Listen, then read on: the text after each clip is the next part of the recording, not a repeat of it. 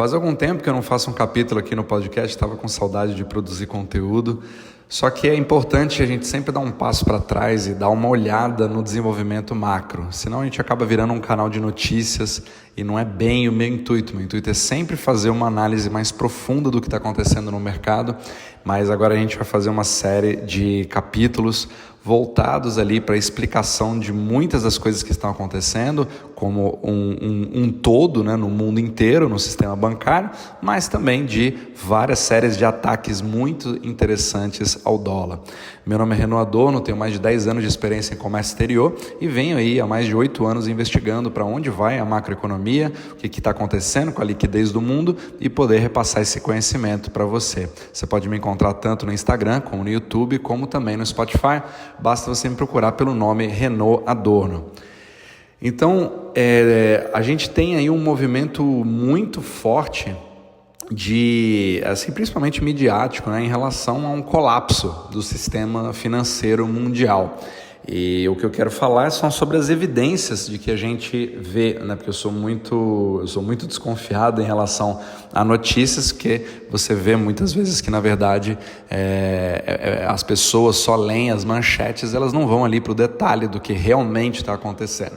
Mas o que eu quero comentar aqui hoje é uma análise mais geral sobre o que está acontecendo e a gente vê de forma muito mais clara hoje os desenvolvimentos que a gente veio esperando nos últimos meses para saber quais são as cenas dos próximos capítulos em relação às primeiras rupturas que foram vistas aí no sistema financeiro. E a gente sempre volta a falar da inversão da curva de bonds. Então ela continua até hoje muito invertida e ela tem ali umas inclinações muito ruins que indicam que sim, nós temos problemas aí, não somente uma crise em um banco ou outro específico, mas o smart money está vendo problemas iminentes, né, no mercado como um todo, de uma forma sistêmica, né? Então essas curvas invertidas, elas estão indicando uma preocupação muito grande do mercado e a profundidade, principalmente você consegue avaliar ali, dependendo de onde na curva essa movimentação acontece, você consegue, assim, pelos sintomas, identificar quem são os tipos de compradores e por que isso está acontecendo. Então, às vezes você percebe ali uma compra muito grande na ponta longa da curva, onde você tem dívidas de 20 anos, de 30 anos, que são entidades que estão buscando, às vezes, um colateral mais forte, ou na verdade simplesmente um instrumento em dólares para você ficar ali capitalizado e não necessariamente ter mesmo dólares na conta, né? Então, quando você tem um depósito muito grande em bancos, muitos milionários e bilionários, ao invés de você simplesmente ter uma conta corrente com essa quantia em dólares, eles preferem ter ali algum tipo de rendimento, nem que seja muito baixo, né?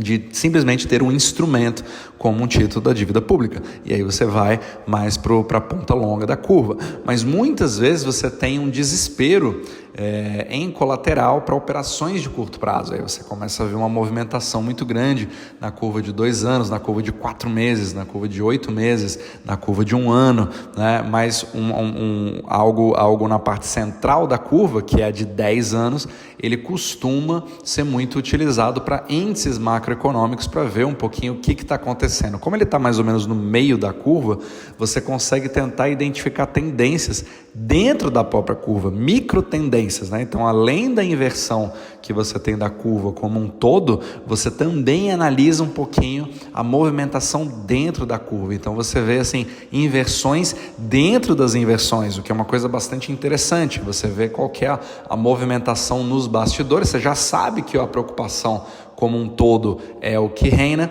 mas dentro dessa preocupação, quais são os micromovimentos que eles vão dizendo mais ou menos como se fosse a velocidade. Digamos que você está vendo que vem uma onda chegando, um tsunami que está chegando, Mas você sabe que vai ter algum tipo de consequência ruim no macro e no médio prazo, no longo prazo, mas à medida que você vai tendo essa inversão da curva, ele vai te dando mais ou menos assim, qual que é o tamanho dessa onda que está chegando, qual que é a velocidade com a qual ele está vindo. Então é mais ou menos isso que eu queria que você começasse a entender de como traduzir o que vem acontecendo na curva. Então hoje o mercado de bonds, ele tá não somente prevendo uma economia muito ruim, que eu já venho falando nos vários capítulos, mas ele está prevendo um corte, uma regressão do Fed no corte das taxas de juros.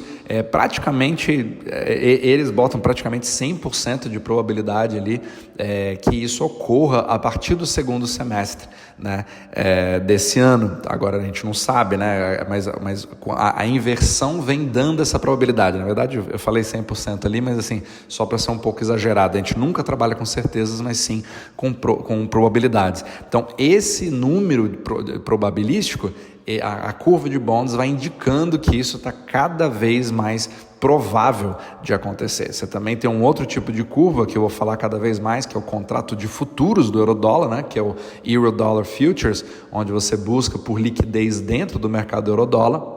Ele também criou uma inversão cada vez maior em relação ao futuro. Então, isso indica que cortes dessa taxa de juros básicas, inclusive na própria taxa do Eurodólar, são quase que garantidos aí no segundo semestre.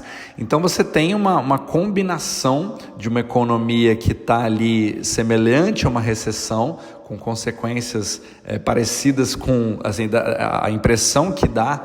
Quanto mais você vê os índices macroeconômicos, muitos dos indicadores, seja de atividades industriais, de depósitos bancários, de empréstimos comerciais, vão mostrando que a gente está como se fosse com uma nova pandemia sem ter uma pandemia. Então, muitos dos indicadores, inclusive, mostram coisas piores do que a época que a gente tinha um lockdown mundial. Então, tudo isso está colocando uma pressão muito grande no sistema bancário. Eu já falei em capítulos anteriores sobre como a liquidez está migrando de bancos pequenos para bancos grandes, e esses bancos não estão nem um pouco a fim de se arriscarem, estão buscando a segurança. Então eles até têm a liquidez, mas essa liquidez não flui, e isso faz com que todas as outras entidades periféricas, não somente empresas, não somente bancos menores, não somente instituições, mas até países realmente estão sofrendo demais. Eu vou até falar, nesse exato momento está todo mundo falando sobre a Argentina, etc. Eu quero falar sobre o próprio Lula, a própria China, os ataques. Então é uma série que eu quero começar a fazer a partir de agora, para que você tenha uma visão macroeconômica sempre diferente do que você vê por aí. Então a grande discussão aqui, principalmente depois que você vê um capítulo como o Credit Suisse tendo que ser fundido com a UBS emergencialmente, uma coisa inédita, né? Principalmente numa economia tão estável como a Suíça, mas que acaba se tornando importante porque são bancos mundiais que são pilares do eurodólar. Então são bancos que bancos menores como o Silicon Valley Bank são bancos que assim, você pode tecnicamente deixar quebrar, digamos assim, né? Então não se vê ali uma comoção muito grande, mas se vê mais uma ótica de que não, a culpa é sua, porque realmente é um mercado muito arriscado, foi você que escolheu isso, vocês são responsáveis, etc. Até pode ter um grau de verdade nisso, mas isso é uma consequência de um problema muito maior que não tem nada a ver com o Silicon Valley Bank. Eu já falei isso várias vezes. A mesma coisa foi o Credit Suisse, só que o Credit Suisse ele não é um banco como o Silicon Valley Bank. O Credit Suisse ele é vital no pilar do eurodólar, no mercado de Ripple, no mercado de fluidez dos dólares do mundo. Então, quando é como se fosse um hub, certo? Imagina uma rede de aeroportos, que você tem aqueles aeroportos regionais, você tem aviões menores, você tem aqueles aeroportos maiores, como você vê ali, sei lá, No Brasil você veria um aeroporto de Belo Horizonte, um aeroporto de Belém, mas aí você tem os hubs, que é um aeroporto de Guarulhos, por exemplo, um aeroporto de Paris, o aeroporto de Frankfurt, o aeroporto de Tóquio, certo? Esses hubs, eles são cruciais para você ligar uma ponta à outra. Então, o Credit Suisse poderia ser visto como um hub, um aeroporto desse que faz o eurodólar transitar ao redor do mundo, mesmo sendo um banco suíço. Então, ele não é mais uma coisa que envolve somente a Suíça. É uma coisa que envolve todos os outros bancos mundiais que também têm operações com o Credit Suisse. Então, isso daí, a retirada do Ripple do Credit Suisse, ele causou um buraco nos mercados do Ripple global. Então, ele cria uma deficiência sistêmica que fez com que os outros bancos, que já não podiam mais contar com aquilo, principalmente diante de toda uma emergência, tem que fluir para algum lugar. É como se fosse um monte de passageiro desesperado querendo saber para onde vai a minha próxima conexão e não tem para onde ir. Então, ele acaba pegando um trem, ele acaba pegando uma carona com amigos, você entende? Então, você tem existem outras ferramentas, como a janela que a gente chama de Emergency Credit Window, que são outros tipos de forma de levantar dinheiro em curtíssimo prazo para tentar substituir o Ripple, fazendo com que você tenha ali uma disparidade muito grande, né? Então, para reorganizar. Então, eu quero que você enxergue que o eurodólar ele é como se fosse um organismo que ele vai tendo que se reajustar. Então, se você tem uma ferida naquele órgão, automaticamente você vai ter uma compensação de outros órgãos, você vai tentar fazer ali uma cicatrização, enquanto isso você cria veias ali que vão para o outro lado, entendeu? Estou tentando criar analogias para você poder entender mais ou menos como tudo isso funciona, o que torna isso ao mesmo tempo fascinante, porque sempre que você tem algum tipo de problema, né, é uma forma de você entender como está funcionando. Às vezes a melhor forma de você entender como o corpo humano funciona é quando uma parte do corpo humano não está funcionando, porque aí você vê exatamente o que está fazendo falta, o que deixou de funcionar porque aquele órgão não está mais presente. E a mesma coisa você consegue ver quando você avalia o sistema eurodólar. Na grande maioria das vezes ele é avaliado pelos sintomas de alguma coisa que está dando errado, para aí você conseguir ter a resposta do que de fato funciona, como funciona.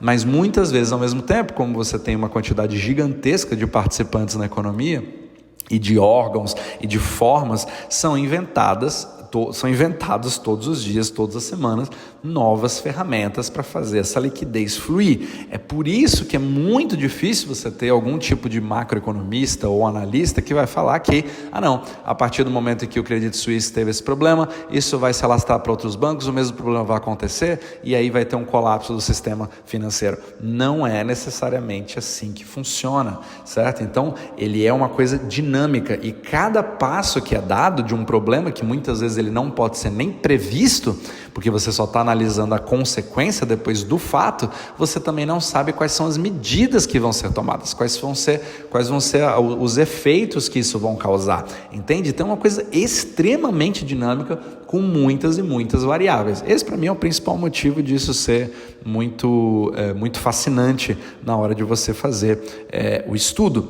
A única coisa que eu acho importante é que sempre que você avalie notícias que se passam, principalmente agora que eu vou comentar sobre isso em outros capítulos, de que você não caia na tal da manchete, de que você realmente olhe com calma, não somente o que está sendo dito, mas o que de fato está acontecendo com a liquidez. Para mim é o follow the money, para onde realmente está indo, qual que é a próxima cartada, né? O que está acontecendo. Na grande maioria das vezes, não é o que a mídia acaba falando, mas sim algo que outros participantes vão fazer com seu próprio dinheiro. E você percebe claramente que o mercado de bonds está com certeza se preparando para alguma coisa, mas dentro dele você também está percebendo outras tramas menores. E é sobre isso que eu quero deixar bastante claro nesse capítulo de hoje.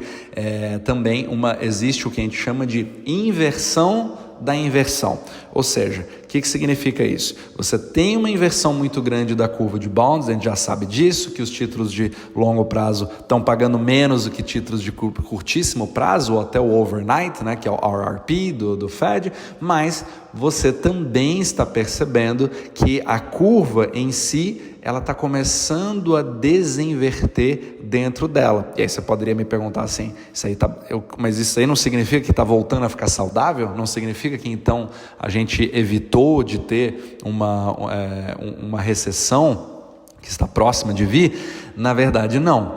Na verdade, se você tivesse uma subida dos juros de longo prazo, né, ao mesmo tempo com uma queda relativa ali dos juros de curto prazo, ela começaria a voltar ao normal como um todo. Mas o que você está reparando é que está existindo algum tipo de desespero na curva de bonds, seja para colateral, seja para fazer um ripple, para fazer um overnight, de muitas coisas de curto prazo, como se fosse para você cobrir um determinado buraco, ou seja, fazendo com que os títulos de curto prazo despenquem em relação aos títulos de longo prazo, certo? Mas não significa que os títulos de longo prazo subiram os juros, não, eles ficaram exatamente como eles estão, só que os títulos de curto prazo, por um determinado momento, acabaram caindo muito mais rápido, o que faz com que, relativamente um ao outro, é como se voltasse ao normal, mas na verdade não. E isso, na verdade, visto já historicamente em crises passadas,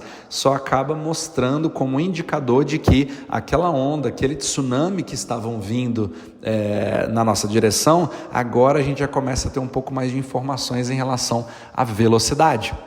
Ele está vindo cada vez mais rápido na macroeconomia. Então, o mercado de bonds está alertando que não somente nós estamos certos, mas como isso está vindo cada vez mais rápido. Então eu vou também falar sobre outros indicadores que estão corroborando isso na macroeconomia, mostrando que sim, nós temos vários tipos de problemas, não somente em demissões, não somente em atividades econômicas mais fracas do que o normal, e não somente em relação a números que o Fed usa para sua tomada de decisão, mas que são lentos e também são errados. Então a gente vai ter uma nova trama aí que aparentemente está fazendo com que agora que a gente já está ali chegando ali quase no meio do ano, a gente já veja mais claramente que parece que o mercado de bonds realmente, até o momento, está com a probabilidade cada vez maior de ter razão.